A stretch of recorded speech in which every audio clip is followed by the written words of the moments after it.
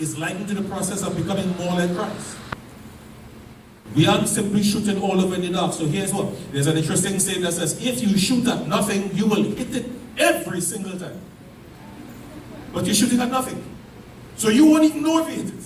But you are hitting it. The goal here is to become like Christ. The song says, to be like Jesus. To be like Jesus. I just want to be like him. All through life's journey, from earth to glory, all I ask is to be like him. We want to be like Jesus. Lots of people want to be like Jay-Z, want to be like Beyonce. Some people want to be like Kim Kardashian. They want to be like a whole lot of people. We very simply want to be like, I have to make sure, check, just in case somebody said, amen. So we spoke about some things that are important for that. Last Sunday we spoke about a couple of things. Read your Bible. I'll be reminding you of the Sunday school song that says, read. Alright, so lots of folks didn't learn that. Lots of folks didn't learn that. So I'll give you the words. Read your Bible, pray every day. Pray every day. You will grow, grow, grow. Right, so let's try that. 2, 3.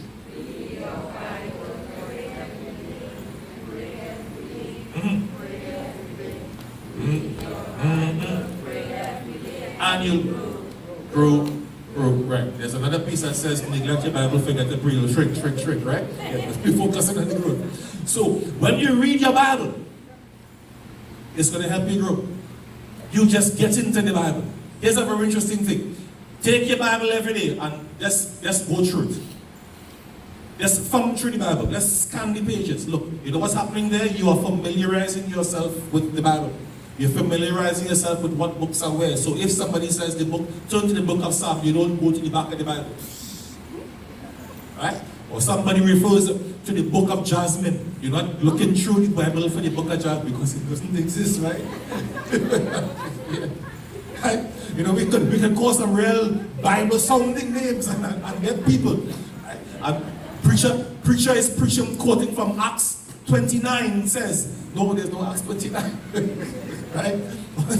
As we familiarize ourselves, we go through the Bible, we familiarize ourselves with the Bible. But apart from that, read the Bible. The daily reading of the Bible is necessary for spiritual growth in life. Prayer can be referred to as being the breath of the soul. Pray. Believers must pray. One person said that praying must become as natural as breathing. It's nothing. Just to pray. You know, for some people, prayer is a real big deal. You have to psych yourself up to pray. If you're going to call somebody to pray in service, you know, some of us need a little advance notice. Some people might need 2 weeks. And let them know when you're going to be praying on such and such a day. Now, that's not the time that you arranged to not be there. Just make sure, right? Just making sure.